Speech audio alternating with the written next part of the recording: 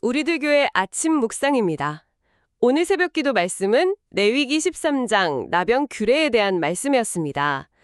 사실 레위기는 성경을 읽다가 많은 분들이 좀 좌절하는 지점이기도 한데요. 특히 오늘 본문처럼 복잡한 규례들은 그냥 넘어가고 싶을 때가 많죠.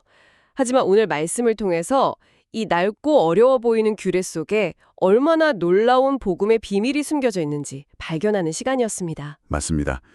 오늘 말씀은 아주 근본적인 질문 하나를 던지면서 시작합니다. 왜 몸에 이렇게 끔찍한 피부병이 생겼는데 의사가 아니라 제사장에게 가서 진찰을 받으라고 하는 걸까요? 그렇죠. 상식적으로는 병이 나면 의원에게 가야 하잖아요. 네. 그런데 굳이 제사장이 이 병을 판별한다는 것 자체가 성경이 이 나병을 단순한 육체의 질병으로 보고 있지 않다는 강력한 증거입니다. 제사장은 의학적 진단을 내리는 사람이 아니니까요. 그렇죠. 제사장의 역할은 딱 하나입니다. 정하다와 부정하다를 판결하는 것. 이 판결에 따라서 그 사람이 하나님의 백성 공동체 안에 계속 머물 수 있을지 아니면 네, 아니면 부정해서 진영 밖으로 쫓겨나야 할지가 결정됩니다. 이건 뭐 한 사람의 사회적, 영적 생사가 걸린 엄청난 선고네요. 바로 그 지점입니다. 나병은 단순한 병이 아니라 영적인 상태를 보여주는 가시적인 표징인 거죠. 오늘 말씀에서는 이 나병을 살아있는 죽음이라고 정의합니다. 살아있는 죽음이요? 네. 사람이 멀쩡히 숨쉬고 걸어다니는데 그 사람의 몸 안에서부터 죽음이 스며 나와서 온몸을 뒤덮어가는 현상. 그게 바로 나병의 본질이라는 겁니다. 살아있지만 죽음이 그를 잠식해가는 과정이라는 말씀이 참 무섭게 다가왔습니다. 지난번 유출병 규례를 다룰 때 산모의 유출은 생명이 쏟아지는 것이라고 했는데 맞아요. 나병은 그 정반대편에 있는 죽음이 쏟아져 나오는 모습이군요. 네. 처음에는 작은 흰 점이나 색점으로 시작했다가 그게 점점 퍼져서 살이 파고들고 나중에는 살점이 썩어 문드러지는 그 과정 자체가 한 인간이 죽음 그 자체가 들어가는 과정을 아주 생생하게 보여주는 그림입니다. 그래서 오늘 말씀에서 나병 환자를 걸어다니는 무덤, 걸어다니는 시체라고 표현했군요. 네. 살아있는 사람의 형체는 하고 있지만 그 내용은 이미 죽음에게 완전히 정복당한 상태를 의미합니다. 머리부터 발끝까지 죽음의 세력이 그 사람을 완전히 압도하고 지배하는 상태. 그것이 바로 제사장이 진단하는 나병의 실체인 거죠. 그리고 더 충격적인 것은 이 죽음의 오염이 개인에게서 끝나지 않는다는 점이었습니다. 맞아요. 그게 정말 중요하죠. 레위기 13전 후반부랑 14장을 보면 이 나병이 피부를 넘어서 의복에, 심지어는 사람이 사는 집의 벽에까지 번져나가잖아요. 네. 옷에 곰팡이 같은 게 피면 불태워야 하고 집에 번지면 결국 집 전체를 허물어야 합니다. 이건 뭘 의미하는 건가요? 이것은 죄와 사망의 전염성이 얼마나 강력하고 파괴적인지를 보여주는 중요한 상징입니다. 죄는 결코 한 개인의 문제로 끝나지 않거든요. 한 사람의 죄는 그가 입는 옷, 즉 그의 행실과 삶 전체를 오염시키고 나아가 그가 머무는 가정과 공동체 전체를 무너뜨리는 파괴력을 가지고 있다는 것을 성경은 보여주고 있는 겁니다. 오늘 말씀에서 사람의 몸을 걸어다니는 성막에 비유한 부분이 정말 인상 깊었습니다. 네, 저도 그 부분이 참 와닿았는데요. 우리 몸의 피부는 성막을 여러 겹으로 덮고 있던 덮개처럼 우리 안에 있는 생명을 보호하는 거룩한 경계선이라는 말씀이요. 정확합니다. 하나님께서 사람을 창조하실 때 흙으로 빚으시고 그 안에 생기를 불어넣으셨잖아요. 네. 우리 몸은 하나님의 생명을 담는 거룩한 그릇, 즉 성전입니다.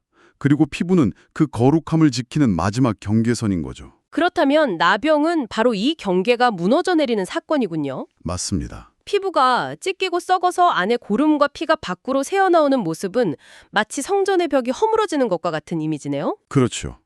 너희 성전이 지금 무너지고 있다는 하나님의 비상 경고등과 같은 겁니다. 너는 흙이니 흙으로 돌아갈지니라.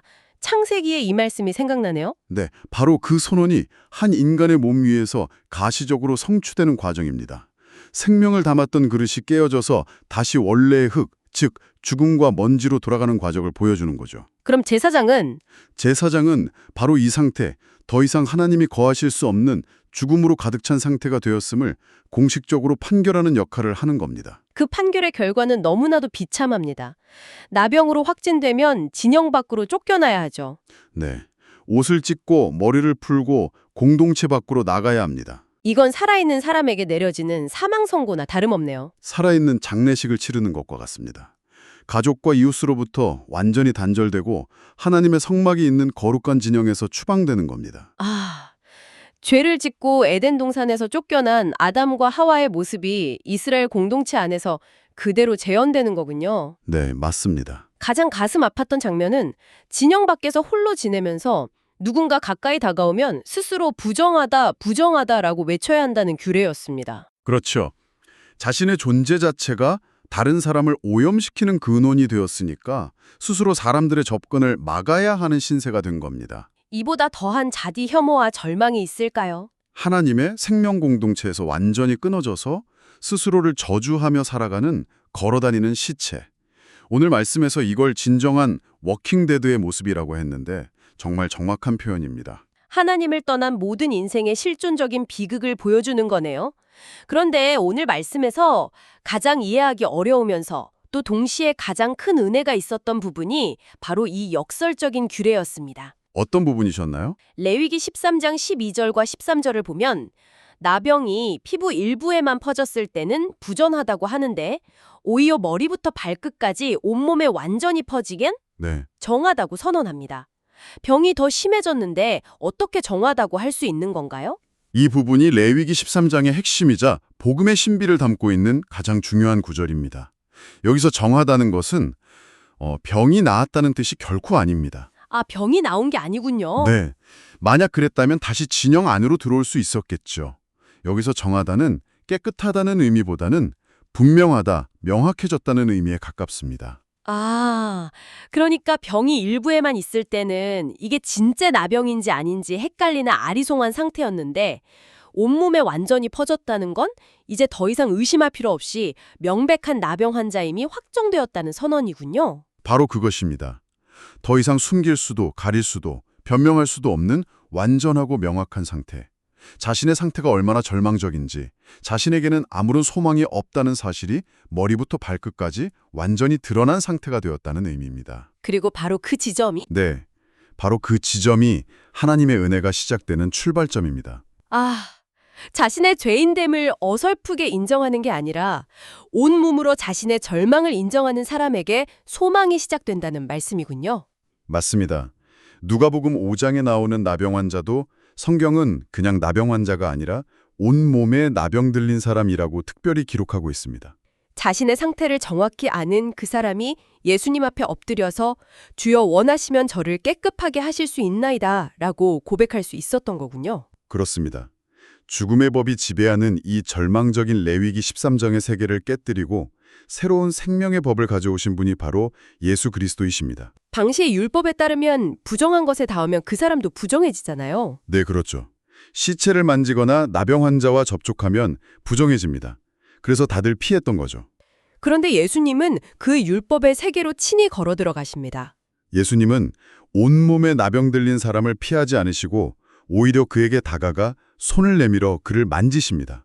이건 정말 당시 사람들에게는 상상조차 할 수 없는 파격적인 행동이었을 겁니다. 모두가 예수님도 이제 부정해졌다고 생각했겠죠. 하지만 놀라운 반전이 일어납니다. 율법대로라면 예수님이 부정해져야 하는데 정반대의 현상이 발생합니다. 예수님의 거룩함과 생명이 부정한 나병 환자에게로 역으로 흘러들어가서 그의 병을 깨끗하게 하고 죽음의 세력을 몰아냅니다. 이것이 바로 오늘 말씀이 말하는 생명의 전염이군요. 네, 죽음의 전염보다 더 강력한 생명의 전염. 죄와 사망의 권세를 압도하는 하나님의 생명의 능력. 이게 바로 복음의 핵심이네요. 그렇습니다. 예수님은 단순히 병을 고쳐주신 게 아니라 우리를 지배하던 죽음의 법을 폐하시고 새로운 생명의 법을 선포하신 겁니다. 예수님의 생명 앞에서는 어떤 죄와 죽음의 권세도 힘을 쓸 수 없다는 것을 보여주신 사건이군요. 그리고 마가복음은 이 사건의 결과를 더욱 극적으로 묘사합니다. 그 역할이 뒤바뀌는 장면 말씀이시죠. 네. 나병 환자는 깨끗함을 받고 다시 마을, 즉 진영 안으로 들어갑니다. 그런데 놀랍게도 예수님께서 오히려 마을 밖 한적한 곳, 바로 그 나병 환자가 머물던 부정하고 소외된 자리로 나가십니다. 역할이 완전히 뒤바뀐 거네요. 그렇습니다. 예수님께서 우리의 부정함과 저주를 대신 짊어지시고 우리를 대신해서 진영 밖으로 쫓겨나신 겁니다. 우리가 들어가야 할 생명의 공동체 안으로 우리를 들여보내시기 위해 기꺼이 우리가 있어야 할 죽음의 자리를 대신 차지하신 것이군요. 이것이 바로 히브리서 13장이 증언하는 예수도 자기 피로써 백성을 거룩하게 하려고 성문 밖에서 고난을 받으셨느니라 라는 말씀의 성취입니다. 아, 예수님께서 십자가에서 우리의 모든 죄와 부정함을 짊어지시고 성문 밖 저주받은 자의 자리에서 죽으심으로 우리가 하나님 앞으로 나아갈 길을 열어주셨군요. 오늘 이 레위기 13장의 말씀이 바로 저와 우리 모두의 이야기임을 깨닫게 됩니다. 네, 우리 모두가 하나님 나라 밖에서 스스로의 힘으로는 결코 깨끗해질 수 없는 영적인 나병 환자였습니다. 맞습니다. 내 안에는 아무런 소망이 없고 죽음의 권세 아래 신음할 수밖에 없는 존재였죠. 내 힘과 노력으로는 이 죽음의 전염을 이길 수가 없습니다. 오직 나를 찾아와 친히 만져주시는 예수님의 생명이 나를 덮을 때에만 살 길이 열립니다. 그 생명의 전염만이 우리를 살리는 유일한 길입니다. 그런데 오늘 말씀은 여기서 끝나지 않고 우리에게 중요한 질문을 하나 더 던집니다. 누가복음 17장에 나오는 10명의 나병 환자 이야기 말씀이시죠? 네, 예수님께서 10명의 나병 환자를 모두 깨끗하게 고쳐주셨는데 돌아와서 예수님 발 앞에 엎드려 감사하며 하나님께 영광을 돌린 사람은 이방인인 사마리아 사람 단 한 명뿐이었습니다. 그렇습니다. 나머지 9명은 어디로 갔을까요? 그냥 병이 나았다는 사실에 기뻐하며 자기들의 삶으로 돌아가 버린 거겠죠. 네, 은혜를 받았지만 은혜를 주신 분은 잊어버린 겁니다. 잔잔한 음악이 깔리며 오늘 하루를 시작하는 여러분에게 주시는 마지막 질문은 바로 이것입니다. 우리 역시 예수 그리스도의 십자가 보혈로 죄와 죽음이라는 영적 나병에서 깨끗함을 받은 사람들입니다. 그렇다면 여러분은 9명의 유대인처럼 구원받았다는 사실에 안주하며 여전히 나를 위한 삶을 살아가고 있습니까? 아니면 날마다 나를 구원하신 주님께로 돌아와 엎드려 감사와 영광을 돌리는 그 한 사람, 사마리아 사람의 삶을 살고 있습니까? 여러분의 삶은 오늘 어디를 향하고 있습니까?